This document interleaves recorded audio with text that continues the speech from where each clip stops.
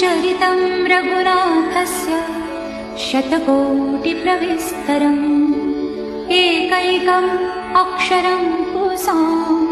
महापातकनाशनम्